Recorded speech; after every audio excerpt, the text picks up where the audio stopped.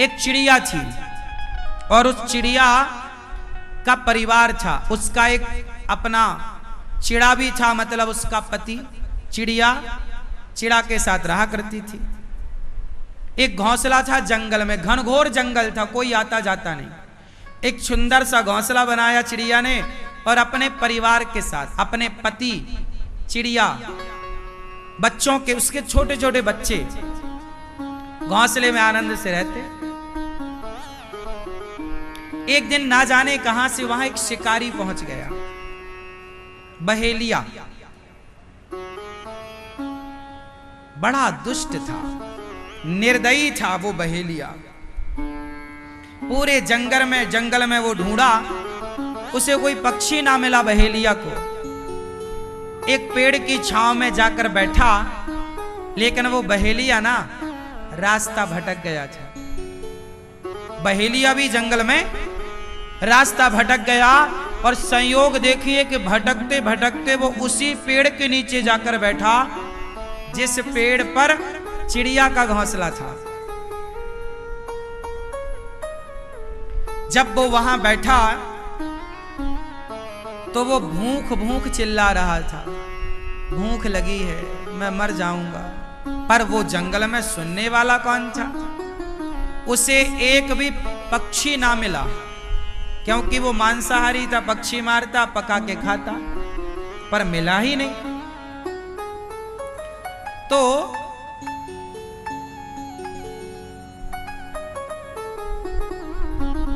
उस आदमी ने, जो बहेलिया था, जैसे तैसे उसने लकड़ियां समेटी और वहां पर आग लगाना चाहता था। अचानक पानी बरसने लगा और जब पानी बरसा तो सारी लकड़ियां हो गईं गीली। अब आग ना लगे, वो ठिठुर रहा है, रास्ता भटक चुका था, ठिठुर रहा था। तो चिड़िया बैठी डाल पर अपने पति से कह रही है, सुनो, देखो ये अपने द्वारे आया है, ये अपनी छाया में है और ये ठिठुर रहा है, आग लगाने जा रहा है, लग ही नहीं रही है, सारी लकड़ियां गीली, सारी घास गीली।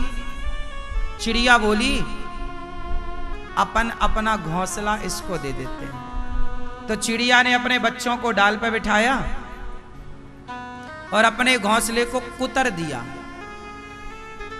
अपनी चोंच से। तो उसका घोंसला टूटा और नीचे आया। बहेलिया देख के बड़ा खुश, ऊपर देखा तो चिड़िया बैठी और इसने घोंसला पाया सूखा तो तुरंत उसमें आग लगाई। उसके माध्यम से उस लकड़ियों में अब धीरे धीरे आग लग गई और आग लगी तो उसका सर्दी दूर हुई, जान में जान आई। पानी बरस गया था तो पानी पीने का बंदोबस्त तो था, वो पानी पी लिया, पर भूख लगी। कोई अब दूर दूर तक पक्षी नजर नहीं आ रहा है, पर उसी पेड़ पर चिड़िया बैठी है, उसके बच्चे बैठे हैं और उसका पति है। चिड़िया बोली अपने पति से, इसे भूख लगी और ये हमारा अतिथि है और द्वार पे आया अतिथि, उसे भोजन देना हमारा, तो क्या दें? अब वो बहेलिया भी बार बार चिड़िया को देखे और वो बार बार निशाना लगाए, बार बार निशाना लगाए। उसे लगे कि कहीं चिड़िया उड़ ना जाए, पर वो चिड़िया तो खुद बैठी थी। उसने निशाना लगाया भी, धनुष उठाया, बाण चढ़ाया, उसको लगा ये चिड़िया मर जाएगी तो मेरा बंदोबस्त हो जाएगा। चिड़िया बोली कि ये मेरे द्वार पे आया अतिथि है, इसको भोजन देना चाहिए। तो उसके चिड़ा ने कहा, मतलब चिड़िया के पति ने, कि कैसे भोजन दें, हमारे पास तो कुछ है ही नहीं। चिड़िया बोली, ये मांसाहारी तो है, एक काम करती हूं, स्वामी आप बच्चों को संभालना, मैं इसका भोजन बन जाती हूं। उसका पति बच्चे तड़प गए, ना ना ना तुम मत जाओ। बच्चे बोले अच्छा हम जाते हैं, हम इसका भोजन बनेंगे। चिड़िया बोली नहीं, मैंने सुना है, देखिए चिड़िया है, पक्षी है, पर वो ये जानती है कि द्वार पर आया अतिथि भूखा ना जाए। तो चिड़िया बोली आप खुश रहना, मैं। चिड़िया उस जलती हुई आग में अपने से कूद गई, जल गई। वो बहेलिया बड़ा खुश हुआ, उसे लगा कि ये गिर गई, और वो भूंज करके उसे खाया। जब उसकी भूख फिर भी ना मिटी, तो वो छोटे छोटे बच्चे बेचारे वो भी कूद गए। जब बच्चे कूद गए तो उसका पति वो भी कूद गया। पूरा परिवार, उसकी भूख ना मिट रही थी, बच्चे भी खा लिया फिर भी नहीं।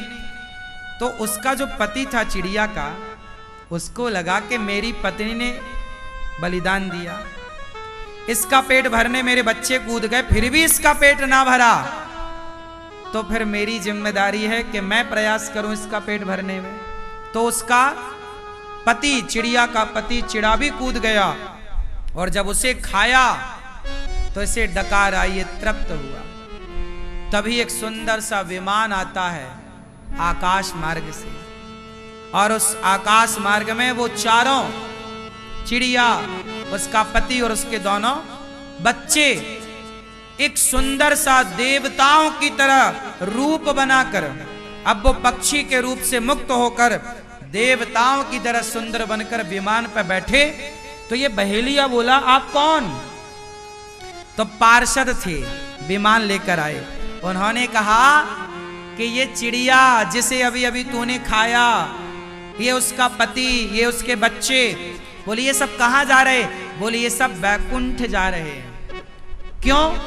बोले इन्होंने पक्षी होकर भी द्वार पे आए अतिथि की सेवा की। जब ये किसी का पेट भरते हैं, तुम पापी हो, तुम तो पापी हो, तुमने हत्या करके जीवों को खाते थे तो तुम पापी हो, पर भले पापी हो। पर चिड़िया ने तो अपना धर्म निभाया, उसका धर्म है, मेरा धर्म है कि मेरे द्वार पे जो आएगा भोजन कराऊंगा। अब वो पापी है कि पुण्यात्मा ये भगवान जाने, मेरा तो धर्म है भोजन कराना। तो इन्होंने जब अतिथि का धर्म पूरा किया, गृहस्थ खा, तो देखो बिना जप तप के ये आज भगवान के धाम को दिव्य शरीर पाकर जा रहे हैं। इसका अर्थ ये पुराणों की चर्चा है। इसका मतलब ये हुआ कि आप किसी को भोजन कराते हैं तो उस भोजन कराने से वो व्यक्ति खुश हो ना हो खाकर, पर भगवान जरूर प्रसन्न होंगे उसकी तृप्ति से। इसलिए मैं बार बार एक बात दोहराता हूं कि अन्नदान सबसे श्रेष्ठ दान। अन्नदान के बारे में क्या बताएं हम आपको? यदि हाथी खाता है और हाथी को खिलाने वाला हाथी को खिलाता है, लड्डू आपने 1 किलो हाथी को दिए तो लड्डू कुछ खाएगा, हाथी कुछ गिराएगा। तो गिरे हुए कणों को जब चींटियां खाती हैं तो चींटियां खाकर तृप्त होती हैं। वह भी पुण्य हमें मिलता है कि चींटियों का पेट हम सबने भरा। इसलिए इंसानों का, पक्षियों का, पशुओं का, चींटियों का, सबका पेट भरना हम सनातनियों ने सीखा है। इसलिए हम सबके घर से पहली रोटी गाय की, आखिरी रोटी कुत्ते की, मुट्ठी भर दाना चिड़िया का, आटा चींटियों का, और द्वार पे कोई साधु संत आए तो पेट भर भोजन। यही परंपरा में हम लोग पले और बढ़े हैं। क्यों जी? हमारी संस्कृति में हमने बचपन से यही देखा। इसलिए गौरी गोपाल आश्रम में कोई भूखा ना जाए। इसलिए ये दास अनिरुद्ध को लगता है कि हमारे द्वारा यदि ईश्वर ये कार्य कराना चाहते हैं तो हम पूर्ण रूप से समर्पण भाव से प्रभु की सेवा मान करके, ये सब आपकी सेवा, प्रभु की सेवा, इसलिए संत लोग रोज आते हैं। ये तो मेरा सौभाग्य है। आपके दरवाजे में कोई एक साधु आ जाए ना, तो आप में से कुछ लोग कहते हो बाबा तुम कमा के खा नहीं सकते, लेकिन ये मेरा बड़ा सौभाग्य है। हे प्रभु, मैं प्रार्थना करता हूँ कि इस द्वार पर हजारों साधु रोज आए और हजारों साधुओं को रोज पेट भर भोजन यहाँ से दिया जाए। हे विधाता, हमें इस लायक बनाओ कि हम हजारों की नहीं लाखों की सेवा कर सकें। ये तो हमारा सौभाग्य है कि इस दरवाजे संत आते हैं। वो अच्छा है जिस दरवाजे संत आते हैं। वो घर घर है जिस घर में साधु संत के चरण पड़ते हैं। वरना वो घर घर कहाँ, जहां कोई साधु नहीं आए, ब्राह्मण नहीं आए, कोई भक्त नहीं आए, तो वो घर नहीं है, शमशान है।